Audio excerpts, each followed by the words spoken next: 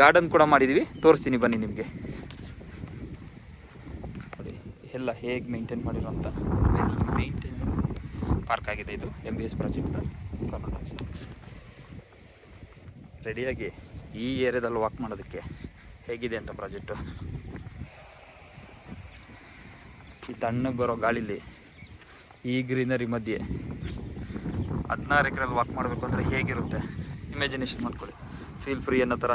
ಎಷ್ಟು ದೊಡ್ಡ water tank ಇದು ನೋಡಿ. ಪಾರ್ಕ್ ಎಲ್ಲ ಹೇಗಿದೆ ಅಂತ. ಇದು ಪಾರ್ಕ್ ನಂಬರ್ 5 ಅಂದರೆ MBS ಅಲ್ಲಿ ಇದ್ದ 5 ಇದೆ ಪಾರ್ಕ್ಗಳು.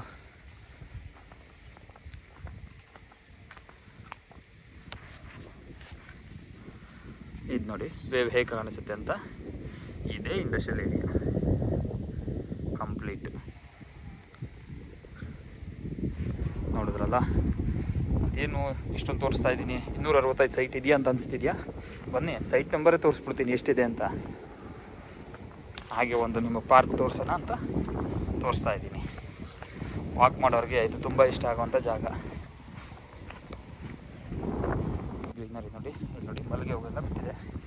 ವಾಕ್ ಮಾಡ್ಬೇಕಾದ್ರೆ ಒಳ್ಳೆ ಸ್ಮೆಲ್ಲು, ತುಂಬ ಚೆನ್ನಾಗಿರುತ್ತೆ ಇದು. ಈ ಗಿಡಗಳು ಇದೆಲ್ಲ, ಈ ಸ್ಟೆಪ್ಸ್ ನೋಡಿ, ನಮಗೆ ವಾಕ್ ಮಾಡೋದಕ್ಕೆ ಒಳ್ಳೆ ಖುಷಿ ಅನಿಸೋಂಥ ಜಾಗ ಆಗಿದೆ. ಪಾರ್ಕೆಲ್ಲ ಮೇಂಟೆನೆನ್ಸ್ ಇರುತ್ತೆ, ಮೇಂಟೆನೆನ್ಸ್ ಎಲ್ಲ ಕ್ಲೀನ್ ಮಾಡ್ತಿದ್ದಾರೆ. ಬನ್ನಿ ಪಾರ್ಕಿಂದ ಹೊರಗಡೆ ಹೋಗಿ ಜಾಗ ಹೇಗಿದೆ ತೋರಿಸ್ತೀವಿ. ಇದು ನೋಡಿ 176, 188.